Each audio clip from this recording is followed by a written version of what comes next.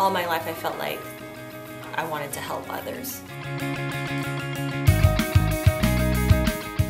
You come in with your best intentions and you find out that a hospital is basically a corporation. The CNA contract will put a nurse at the table so that we have a say in policy making, so that we can better care for our patients.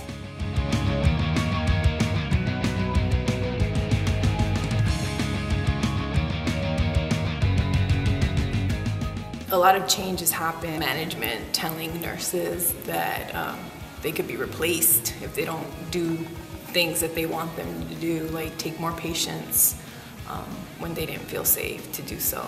Becoming part of a union would prevent them from being able to do things like that. Breaks are happening. Safe breaks will be happening with the CNA.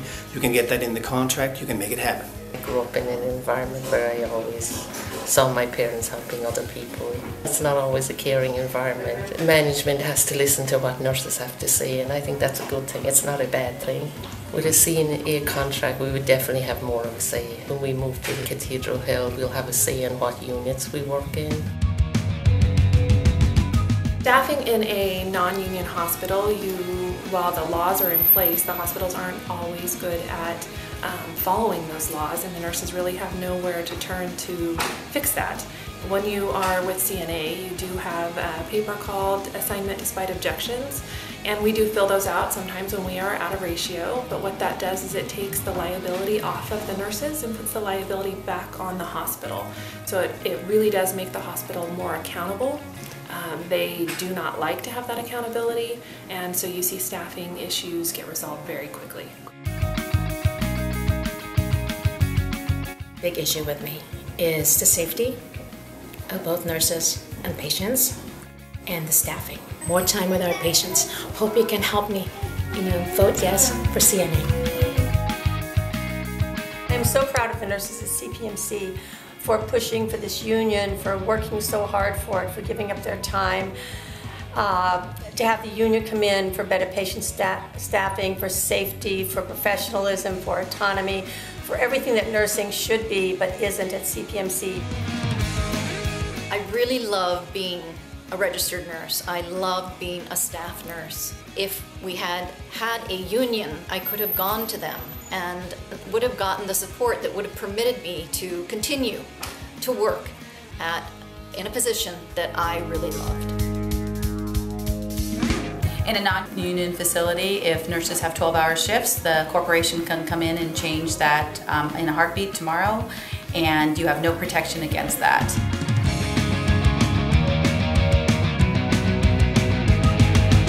In a unionized facility, the hospital, the corporation has to come and bargain that with the union. The nurses have the right to fight against that and are protected. And if the nurses don't want that to change, they have a voice with CNA to be able to fight against that.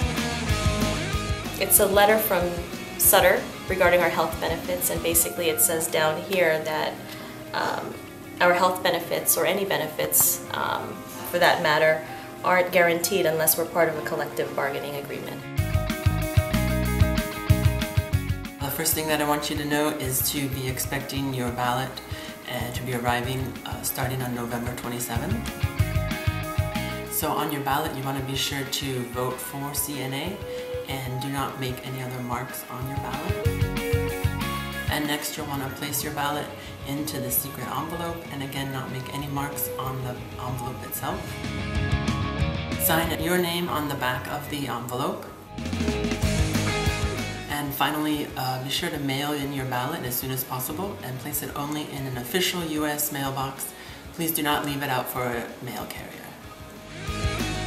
One of the best ways to be able to have a say in what will happen with this transition is to join with CNA and to be able to sit at the table and bargain together.